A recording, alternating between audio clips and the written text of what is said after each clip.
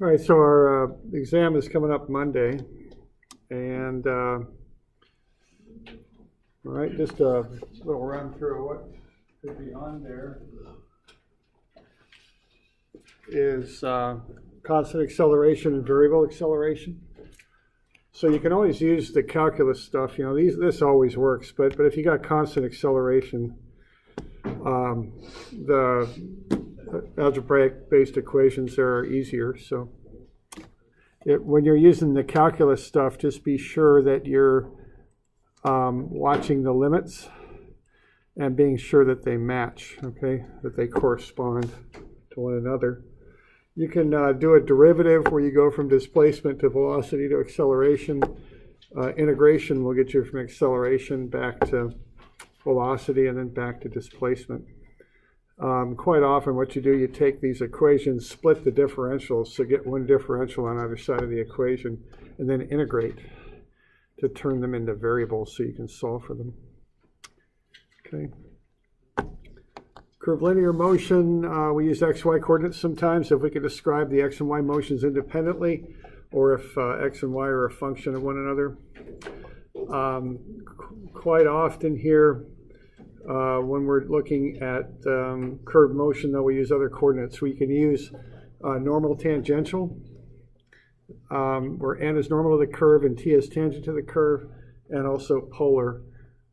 Polar works quite well for non-circular motion, especially spiral motion. When I've got polar, I build that table and fill it in, you know, and then plug into the equation.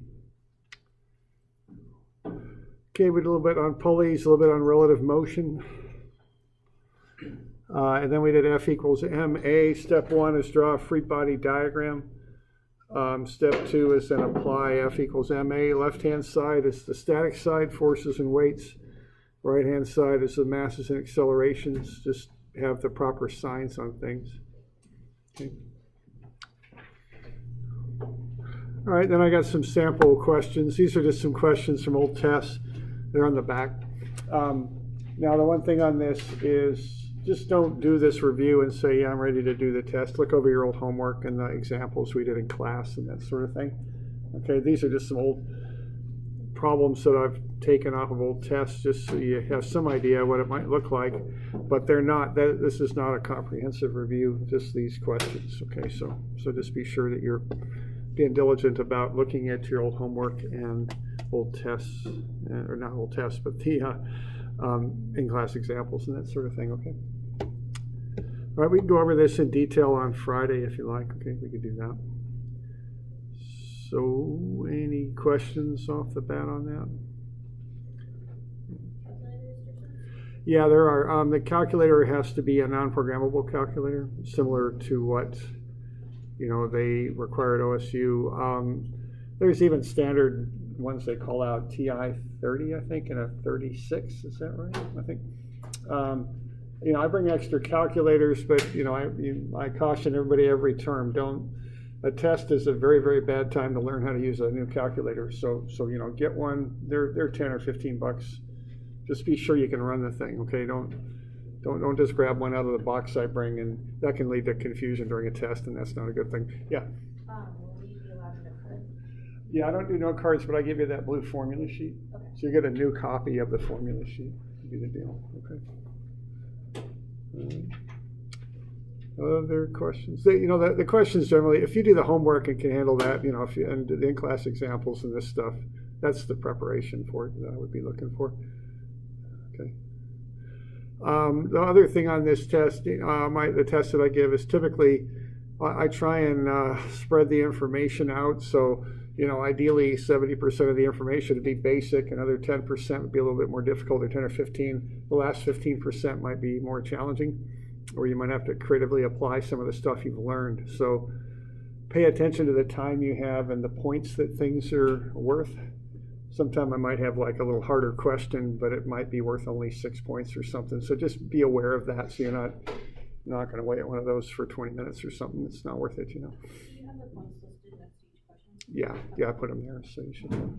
So you should know what the points are, because they should be next to the question. But just, you know, just be aware of that, so you're not hanging up on something that's not really worth the time. Okay. Last thing too, well, there's always one last thing, right? But another thing that comes to my mind is show your work. I mean, don't overdo it, but be sure I've got tracks to follow. In a test environment, it's very common to drop a negative or make a mistake or numerically and this and that. And that's not a big issue if I can follow it. I'll just take a point off for a numerical error. But if I can't follow it, it is a big issue, because then I get a wrong answer and I don't know where it came from, so I can't give you much credit for that. Okay, so just be aware of that. Don't overkill it, but just be sure a reasonable person can look at your work and see what the heck you're doing with it. That way, if you just got a little bust or something here or there, it's not going to be a big issue. Okay, and even if you get hung up on one step, but you know how to do the next step and the step after that, make an assumption on the step you can't do and show me that you know how to do the rest, okay? If you follow me. I mean, it's on you to show me that you know what you're doing. That's your responsibility. So do that as best you can. And I've even had people who got hung up, like I say, on step 3, and they just said, okay, I assume step 3 is such and such, and they showed me steps 4, 5, and 6, and I just take the points off for step 3, and I give them the points for 4, 5, and 6, okay? So just kind of have that mentality.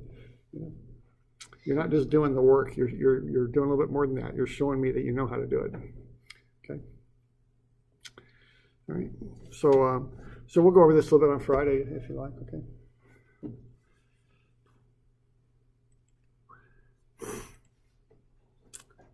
All right. Let's see. So we'll kind of keep going here. Now this stuff that we're covering right now will not be on the test. The test goes up through the F equals MA stuff, and then it stops there. So the work energy things that we're doing now are not on this midterm. Okay, they'll be on the next midterm. But of course we keep going through things. We always do that. So let's have a look at some more work energy. All right, and what we've looked at here so far with this stuff is that work is a force applied over a distance. The force, you use the component of force that is in alignment with the distance, the displacement. Okay. Now, I quantify this quite a bit because really what I'm focused on primarily is mechanical work and energy. So I define work as a force applied over a distance. Energy is the ability to do work. There's 3 common types of energy that I run into. First one is potential, which is weight times the height over a datum that you choose for your problem and that you stick with your problem. The next is linear spring energy, which is 1/2 ks squared. K is the spring constant. S is the amount of displacement in the spring. It's not the length of the spring. It's the amount of displacement in the spring, which are different things, okay?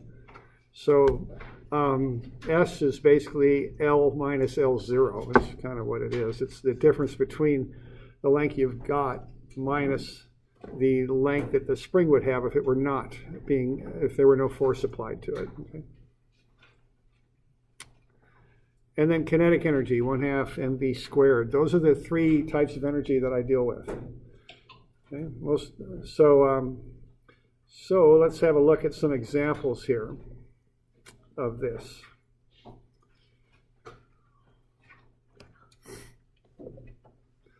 Now, there's something called conservation of energy.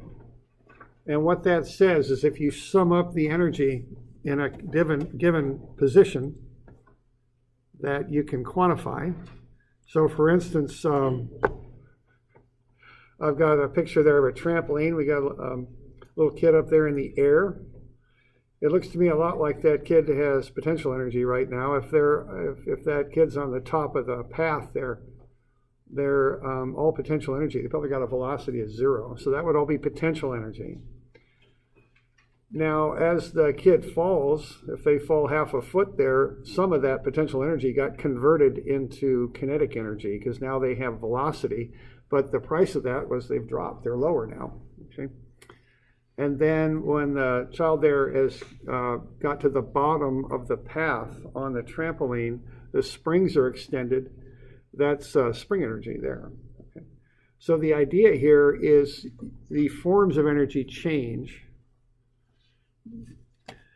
Now, another little idea here, though, is that you can track the amount of energy.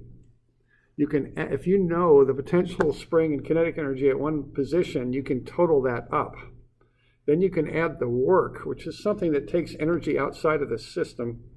Very commonly, that's friction, where it takes energy out of the system, converts it into heat, and off it goes into the atmosphere. If you do that, you'll come up with the final amount of energy, a total amount, okay? And then you can, it's possible to determine how much of that amount goes into potential, how much into spring, and how much into kinetic, okay? So that's a common way to work through problems by using the work energy method. And I think of this as being like accounting. I've got 3 bank accounts where I can put energy. I've got potential, spring, and kinetic.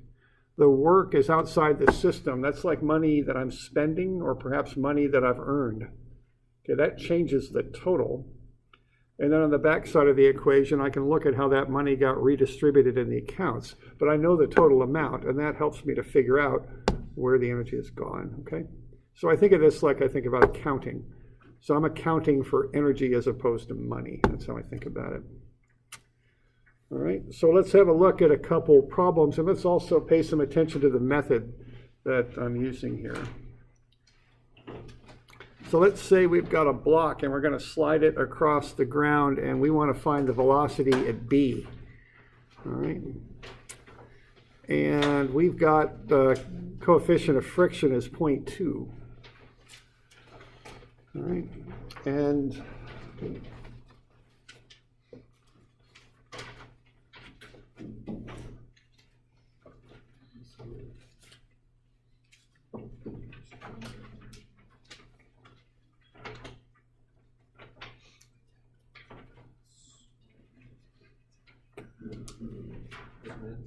page 420 is where we're at, page 420.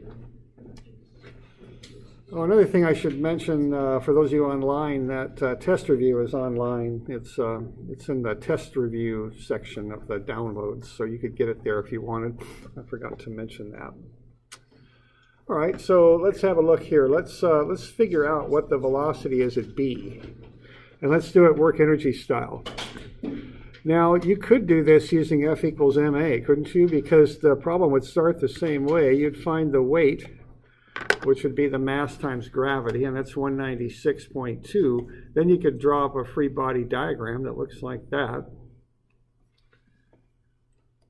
And you could find the normal force by going sum of Fy is 0 because it's not accelerating in the y direction. You could find the normal at 196.2 and multiply that by the coefficient of friction and get to 39.24 newtons. That would be the friction, okay? Looks like I got a little typo there. That ought to say FF there, not FN, but FF for friction. Okay. All right. Now, if you were doing F equals ma, you could find the acceleration and then use one of the constant acceleration equations to find the velocity after it travels 12 meters. But you could do this a little quicker with work energy. Instead of having to take 2 steps, you could only use 1.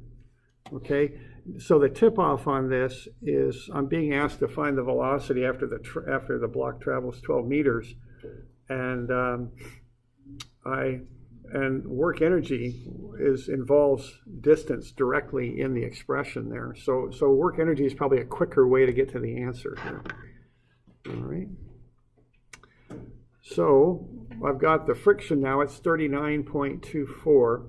Now friction again acts outside of my system. What friction does is it converts energy into heat, and then the heat just dissipates off and it's gone from the system. So that's something outside of my system.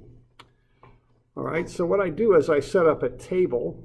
You know, an accountant might call that a ledger, but I'm not quite sure. I've never done accounting, so I don't know. But so what I've got there is a nice, neat table. I've got the 3 forms of energy that I deal with in a mechanical system. I got potential, spring, and kinetic. All right, and what I'm going to do at A is I'm going to add everything up because I know the velocity of that block at A. So I can figure out how much energy there is at A. So why don't we do that? Now, I always want to define a datum and mark it, and that's going to be right on the floor there. So what that's going to do is knock my potential energy out. I don't have to worry about that. Okay, that's not something I need to deal with. So that's going to be 0 there. And it's going to be 0 here too, okay? Now, I don't see any springs there, so those are zeros. But I see some velocity, so I can find the kinetic energy at A. That'll be the first thing that I do. It's 1/2 mv squared. Okay? And I got 1/2, of course. I got V, it's 20 kilograms, and I got, the mass is 20 kilograms, the velocity is 9. So 1/2 times 20 times 9 squared is 810 Newton meters. So that's how much energy I got at A. Okay. And then being as I have no potential energy at A, and I have no spring energy at A, when I add all those up, what I'm going to get is that's the total amount of energy I've got. So in that system, I've got 810 Newton meters of energy. Okay.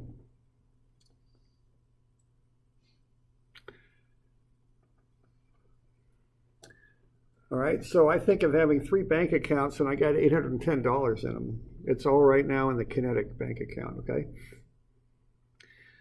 Now I'm going to burn through some of that money. I've got some friction there, okay? And I've got 39.24 newtons over 12 meters, it looks like. So I can go ahead and figure up the work that will occur over that 12-meter slide, okay?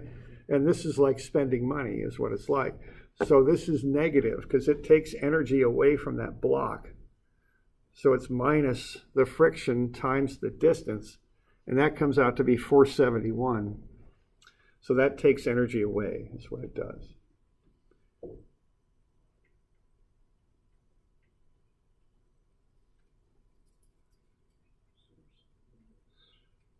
So I got 810 total, and I spend $471, so I can figure out how much I got left. I got $339 left, okay? So that's the amount of energy I've got at B.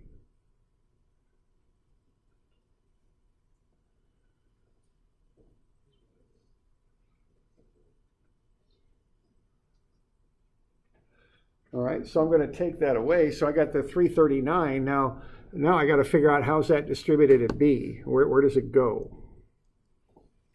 Okay, and there's no potential and there's no spring at B. So what that means is all that energy went into kinetic.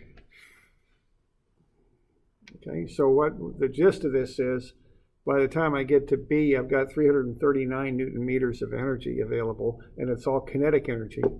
So what I can then do is back into the velocity, because I know kinetic energy is 1/2 mv squared. Okay. So that's how I do that. So the last little bit there is to realize that 339 is 1/2 mv squared, and I can back into what VB is. It's 5.82 meters per second. Okay.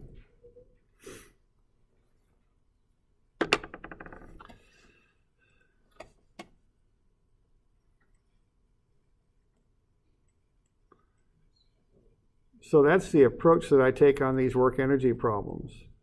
I treat them like accounting problems. And I do have the advantage of just dealing with a mechanical system. There's not like this infinite number of types of work and energy I can have. Basically, in a mechanical system, there's about 3 of them that I know, okay? Now, if you're in a different situation, like if you're in hydraulics, you don't really have springs in hydraulics, but what you pick up in hydraulics is a type of pressure, okay? So I would add that to the table. So you can modify the table to reflect the different situations that you might be in, okay? This one's set up for the mechanical stuff like we typically deal with here. All right. Now there's different methods that you could employ here. Or you could use it, could have used F equals MA, but I think this approach is a little bit quicker, all right? So that's another thing we want to start to focus on is apply the method that works best for the information that you're given, okay?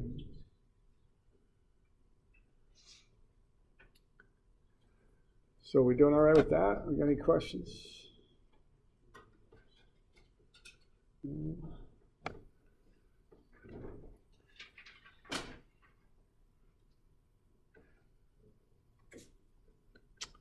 All right. Okay, we got another one too. Let's just take a box and drop it. Now what's going to happen here is we're going to convert energy. See, this one, all we had was kinetic energy and work. Now this next one here, let's have a look at that. We're going to be in the imperial system too, the English system. So we got 128.8 pounds. If we want to convert that into mass, we go into a unit called slugs is what we do. Okay. So divide that by gravity. The English system of gravity is 32.2, and so you get 4 slugs. Again, kind of an odd unit, but remember when you go out and work, a lot of the world, at least the world in this country, is still on the imperial system, so just be comfortable with it. Okay, so what we're going to do here is do the same sort of table. Set it up, and then figure out how much potential energy there is. Now I'm going to set 0 down here at C. That'll be my datum. That's the term for that. The point from which you measure. We're 15 feet up in the air, so I take the weight times the height, and I get 1932. And it's starting from rest, so there's no kinetic and there's no springs there, so I got 1932 foot-pounds of energy.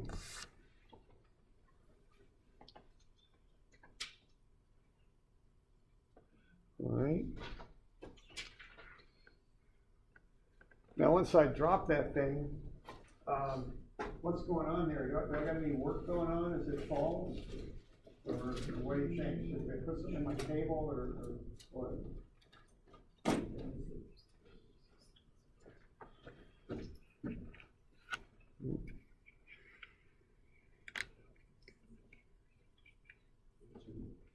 Okay. So we're defining work as something that takes energy outside of the system or brings it from outside in, okay? All I'm doing is dropping a block, okay? And so I've got that covered in potential energy. There's no work happening here by my definition. All I'm doing here is dropping a block. Everything's internal to that system. The system's the block. And so it's just falling is all it's doing in the gravitational field of the Earth, and I've got that covered in potential energy. Okay. Now friction is an exterior force. That takes energy out of my system. All right. But here there's nothing going out of the system. So I define work rather narrowly as something that takes energy out of the system. In a mechanical system like what I'm looking at here, that would be friction or wind resistance or something like that. Or if I had a motor introducing electricity, I might be able to do some work, but here I just don't have any, okay? I've got it all covered under potential energy, okay? So the work term on that's going to zero out. So I'm going to get 1932 at B also, foot-pounds.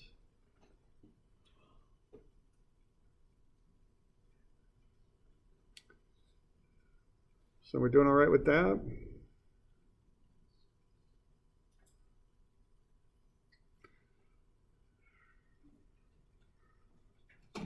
Okay.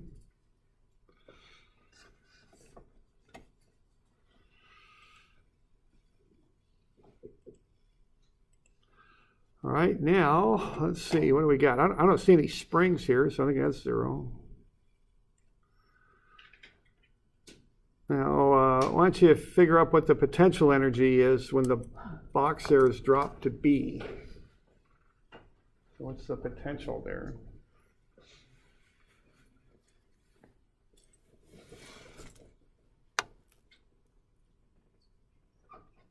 Okay.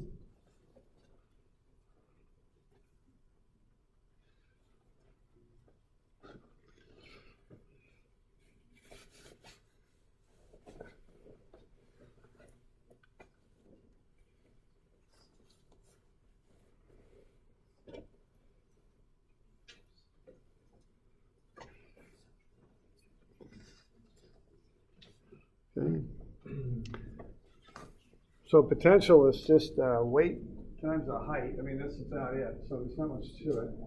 Okay.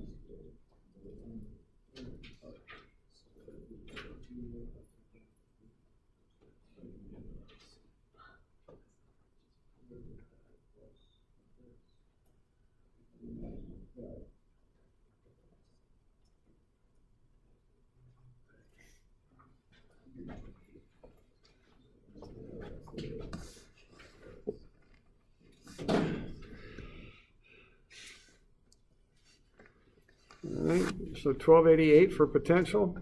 We got the weight 10 feet above the datum. That's about it. Okay. Now what that means is there's still some energy in this system, right? So I got a total over there in 1932, and I'm using 1288 to keep the thing up in the air at B for that one instant. Well, I got an excess of energy, and it doesn't go into a spring because there's no springs there. So what that means is that goes into kinetic. There's nowhere else for it to go, see? So if I take the total in 1932 and I take away the 1288, I get 644, and that's what goes into kinetic.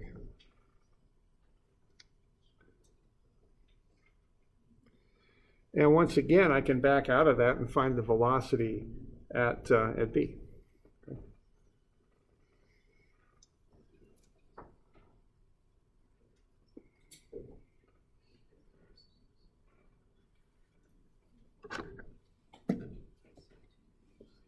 Okay. So you just set 1/2 mv squared equal to 644. The m is slugs, and that's, was it 4 slugs? Yeah, it's 4 slugs. And then just work through and find the velocity, and that's how you'd finish this thing up. All right. So 644 is 1/2 times 4 times VB squared. So VB squared comes out to be 322, so the velocity at B is 17.9 feet per second. So there's another demonstration of this approach. All right.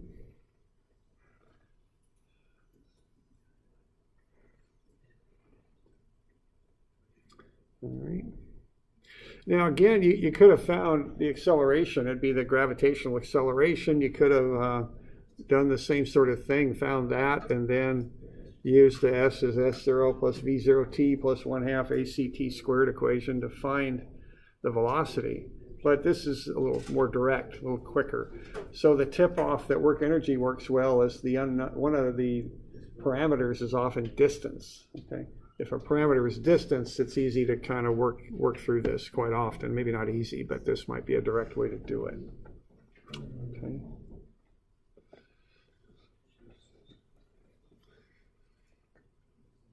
So we all right with that? Okay.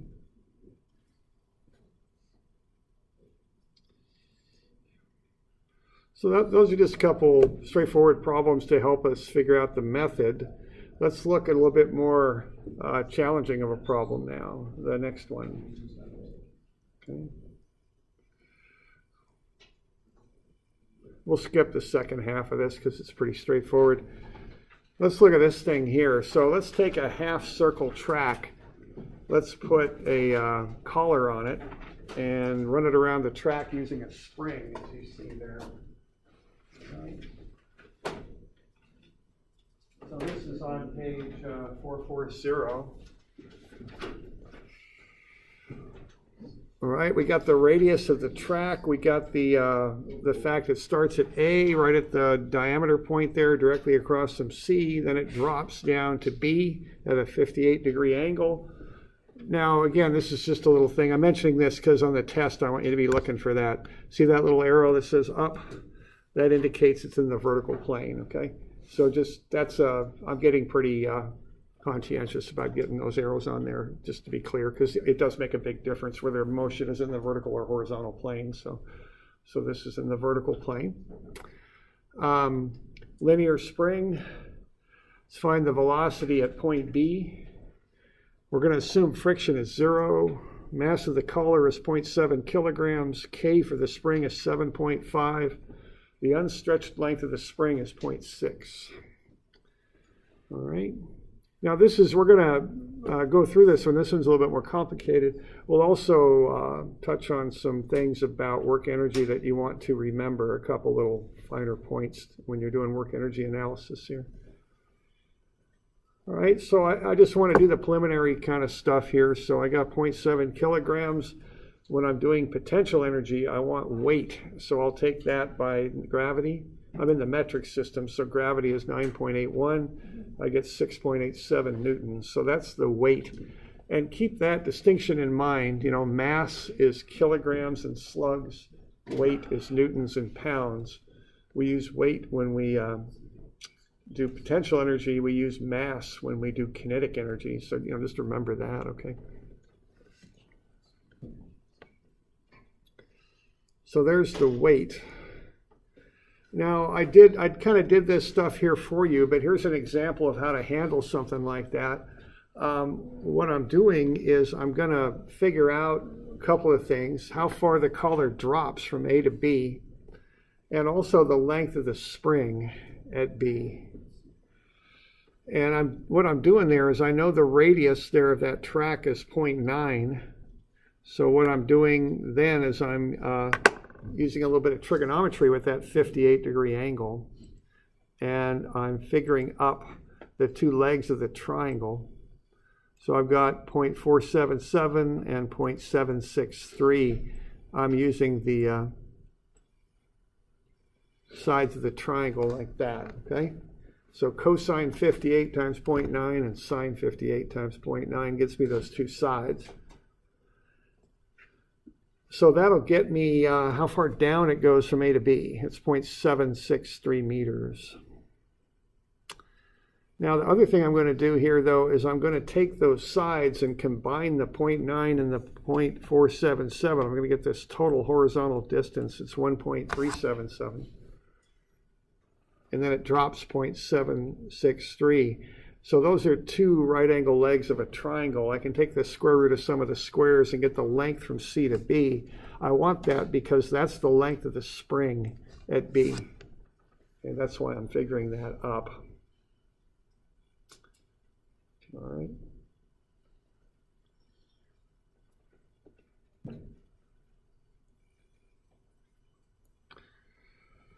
All right, now, so that's the setup work that I do. Now, a couple other little things here now. I'm going to call datum the low point. That's normally what I do. I make sure, I don't like negative potential energy. There's nothing wrong with it. It just seems to be a little bit of a complication to me. So I always like positive potential energy. So I'll put the datum down at B and measure up. Okay, so the height at B will be 0. The height at A will be 0.763. And then also I'm finding the lengths of the spring at A and at B. I'm taking the length of the spring at A, which is twice the radius, it's 1.8, minus the unstretched length, and that's 1.2 meters. And then I'm taking the length of the spring at B, so taking away the unstretched length, and I'm getting 0.974 meters, okay? So that's kind of the preliminary work here that I've got.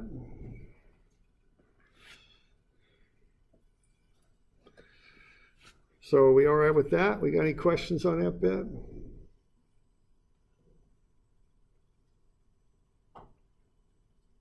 All right. So why don't you get that left-hand side of the table filled in there, and maybe take 5 minutes and do that. Okay, so what we want to do is take this information and convert everything into energy. So I'm going to want potential, spring, and kinetic at A. That's what's going to happen there on this side of that table.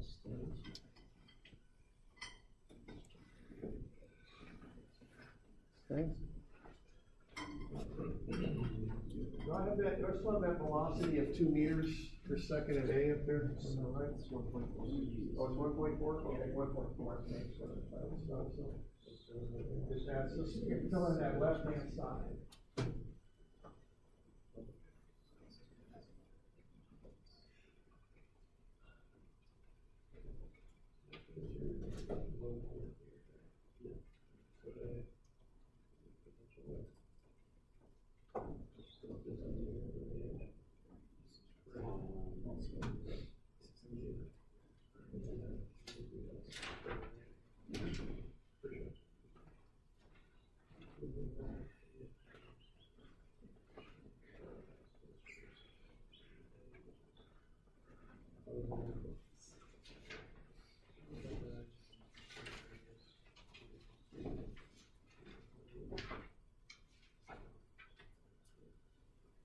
And then add them up, because really what we want there is the total energy at A. Maybe it's some different. All right. That number, or Just like, what is it? okay, I want to know how much stretch is in the spring at the different locations, because that affects the spring energy. So what I'm doing there, I'm taking this length, which is 0.9 and 0.9 and 1.8. Well, at the unstretched length of the spring is 0.6. So I take that away, and I've got 1.2 meters of stretch in the spring. Okay. And so it'd be 1/2 kS squared.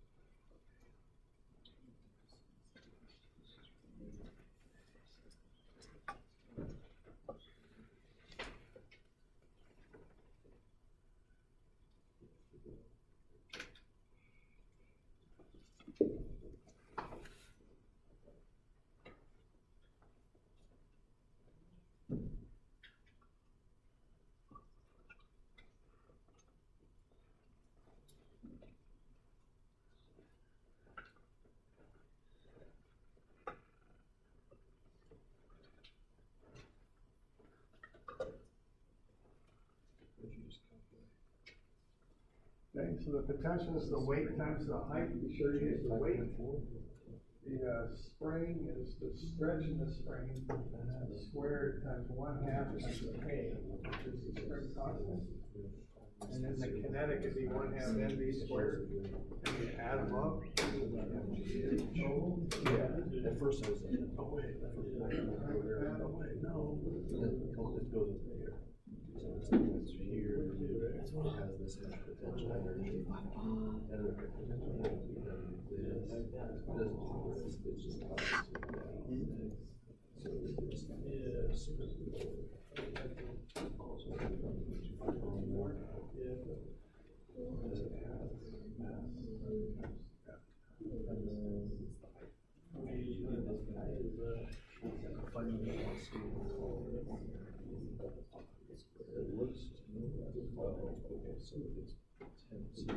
So 5.24 and 5.4 and 0.69. Everybody get those? All right. Okay. All right. And we add them up. Okay. We get the total when we add them up. 11.33.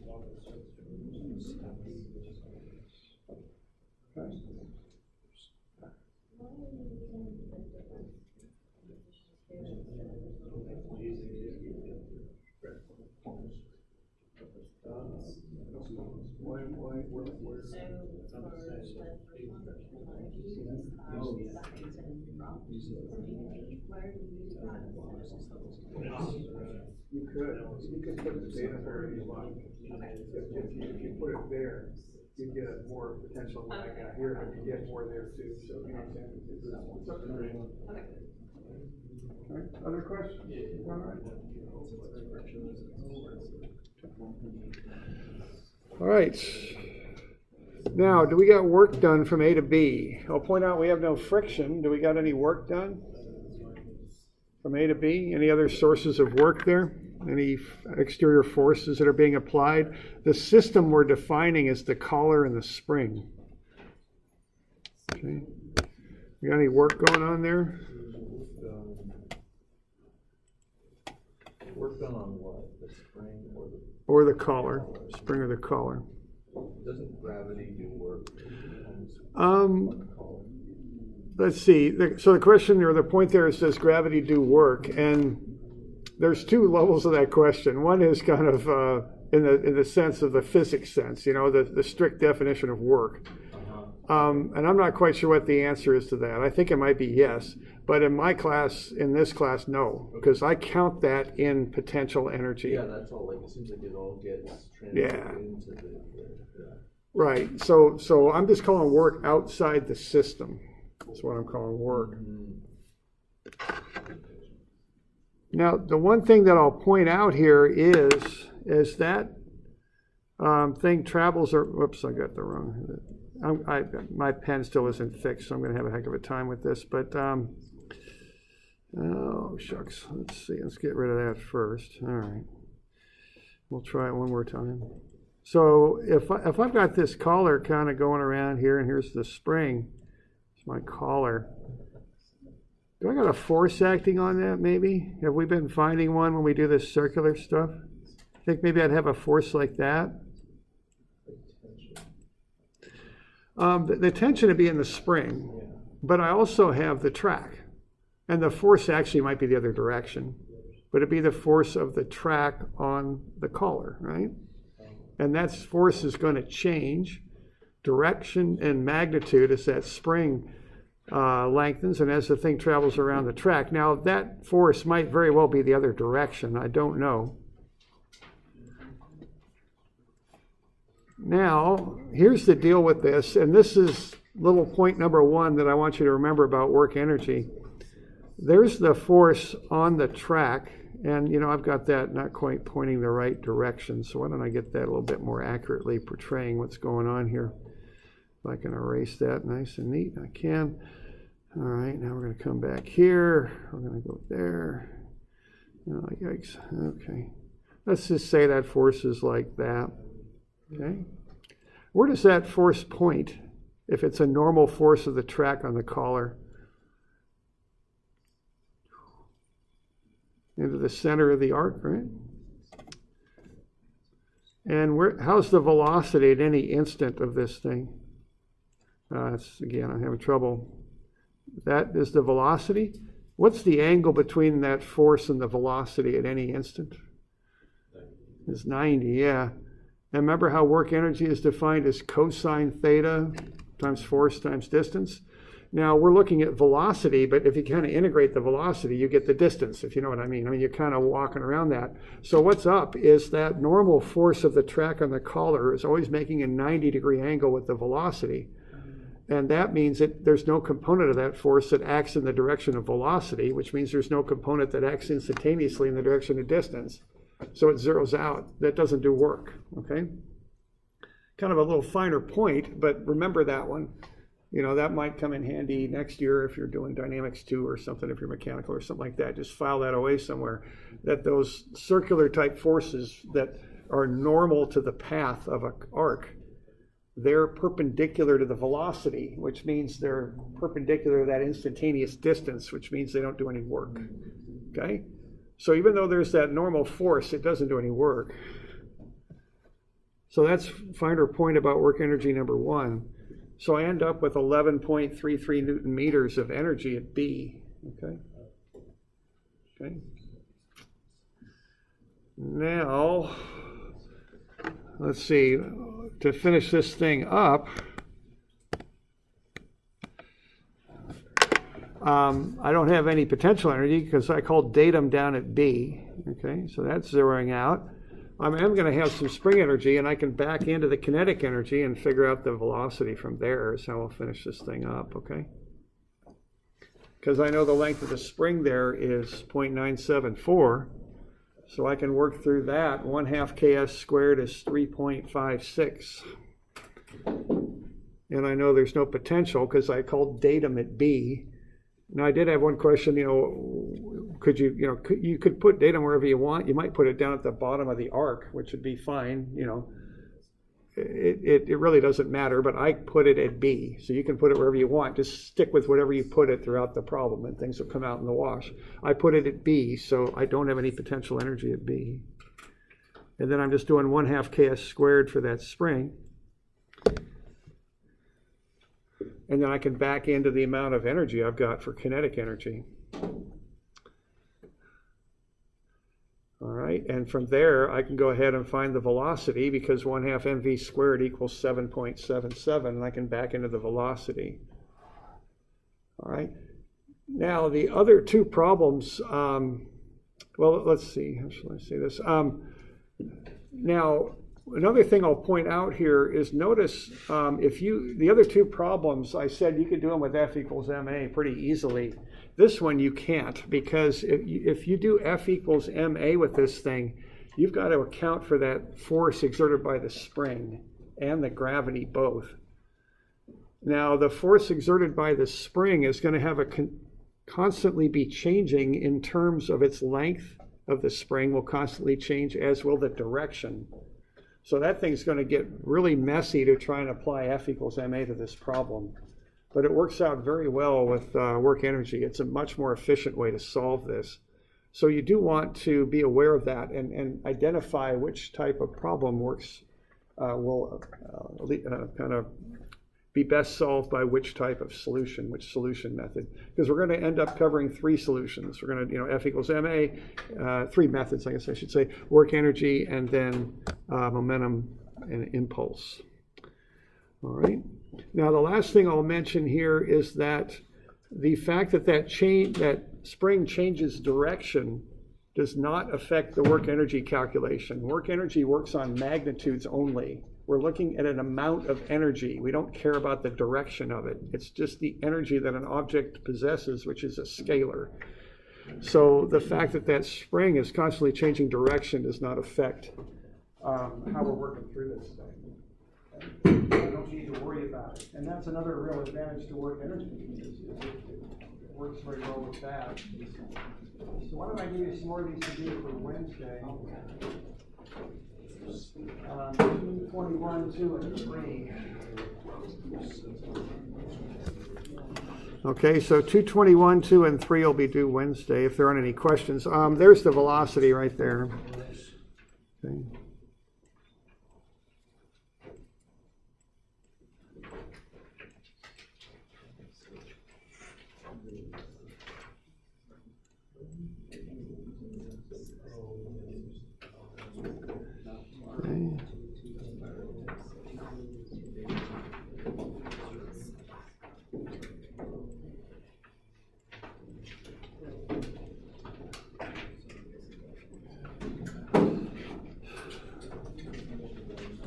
So yeah, that's about it. It's Wednesday the 6th, I think it is. All right, so good to go.